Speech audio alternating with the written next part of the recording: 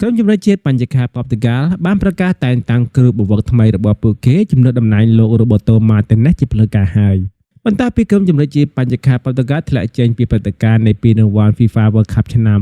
2026 ត្រឹមវគ្គ 16 ក្រុមចុងក្រោយនោះ លោករ៉ូបូតូម៉ាតេណេសបានប្រកាសចោលចេញពីតំណែងភ្លាមៗតែម្ដង លោករ៉ូបូតូម៉ាតេណេសបានថ្លែងក្នុងសន្និសីទកាសែតយ៉ាងដូចនេះថា ខ្ញុំចង់ជួយឲ្យក្រុមប៉ូទុយហ្គាល់ឈ្នះពានរង្វាន់ FIFA World Cup ជាលើកដំបូងសម្រាប់ប្រទេសកំណើតរបស់ពួកគេ ប៉ុន្តែជាឯកសារយើងត្បាយជាធ្វើមិនបានល្អទៅវិញនៅវគ្គ 16 ក្រុមចុងក្រោយ ហើយដូច្នោះហើយខ្ញុំគ្មានហេតុផលអ្វីត្រូវនឹងបន្តទៀតនោះទេ បន្ទាប់ពីការប្រកាសចាកចេញពីក្រុមជំនឿជាតិប៉ូទុយហ្គាល់មិនតាន់បានមួយសប្តាហ៍ស្រួលបួផងសហព័ន្ធបាល់ទាត់របស់ក្រុមបញ្ញខាប៉ូទុយហ្គាល់បានដុតដៃដុតជើងយ៉ាងខ្លាំងក្នុងការស្វាស្វែងរកបេក្ខភាពគ្រូបង្វឹកថ្មីយកមកជំនួសតំណែងរបស់លោកបូតូម៉ាទីណេសដែលម្ដងនេះពួកគេចង់បានគ្រូបង្វឹកម្នាក់ដែលយកពីរបៀបលេងរបស់ក្រុមជំនឿជាតិបញ្ញខាប៉ូទុយហ្គាល់ឬនិយាយអង់គ្លេសយល់នោះគឺពួកគេចង់បានគ្រូបង្វឹកដែលមានដើមកំណើតជាជនជាតិប៉ូទុយហ្គាល់ផ្ទាល់តែម្ដងមានបេក្ខភាពដែលត្រូវមកដឹកនាំក្រុមប៉ូទុយហ្គាល់ច្រើនមែនទែនប៉ុន្តែនៅទីបំផុតសហព័ន្ធបាល់ទាត់របស់ក្រុមបញ្ញខាប៉ូទុយហ្គាល់បានប្រកាសតែងតាំងលោកច័រជេស៊ូសឲ្យធ្វើជាគ្រូបង្វឹករបស់ក្រុមជំនឿជាតិប៉ូទុយហ្គាល់ជាផ្លូវការហើយកាលពីថ្ងៃម្សិលមិញនេះ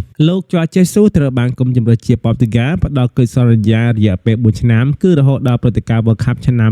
2030 ដែលប្រទេសដែលជាសហម្ចាស់ផ្ទះមានដូចជាប្រទេសប៉ូទុយហ្គាល់ប្រទេសអេស្ប៉ាញនិងប្រទេសម៉ារ៉ុកគ្រូបង្វឹកវ័យ 71 ឆ្នាំរូបនេះមានប្រវត្តិធ្លាប់ដឹកនាំក្រុមតូចធំជាច្រើនមិនថាទាំងនៅក្នុងតំបន់អឺរ៉ុបឬនៅក្នុងតំបន់មជ្ឈមបូព៌ានោះទេហើយកាលពីរដូវកាលមុនគាត់ធ្លាប់បានត្រូវបានកីឡាករ Cristiano Ronaldo អញ្ជើញគាត់ដោយផ្ទាល់ឲ្យមកដឹកនាំក្រុម Al Nassr ជាមួយគ្នាក្រោមការដឹកនាំរបស់លោកច័រជេស៊ូសនៅ Al Nassr គាត់បានជួយឲ្យក្រុមមួយនេះឈ្នះពីរង្វាន់ Saudi Pro League ជាលើកដំបូងរបស់ពួកគេក្រោយការខកខានឈ្នះពីមួយនេះអស់រយៈពេល 8 ឆ្នាំមកហើយពីមួយនេះផ្ទាល់ក៏ជាពីដំបូងរបស់កីឡាករ Cristiano Ronaldo ផងដែររាប់ចាប់តាំងពីកីឡាកររូបនេះបានមកកាន់ទឹកដីរីយ៉ាតកាលពីឆ្នាំ 2022 កន្លងទៅសំណួរសួរថាតើលោកច័រជេស៊ូសគិតយ៉ាងណាដែរចំពោះកីឡាករ Cristiano Ronaldo មិនតែពីរូបរកខ្លាចជាគ្រូបង្វឹកផ្ទាល់របស់ក្រុមជម្រើសជាតិប៉ូទុយហ្គាល់លោកច័រជេស៊ូសបានមានប្រសាសន៍យ៉ាងដូចនេះថាកីឡាករ Cristiano Ronaldo មិនមែនជាបញ្ហាឡើយសម្រាប់ក្រុមជម្រើសជាតិប៉ូទុយហ្គាល់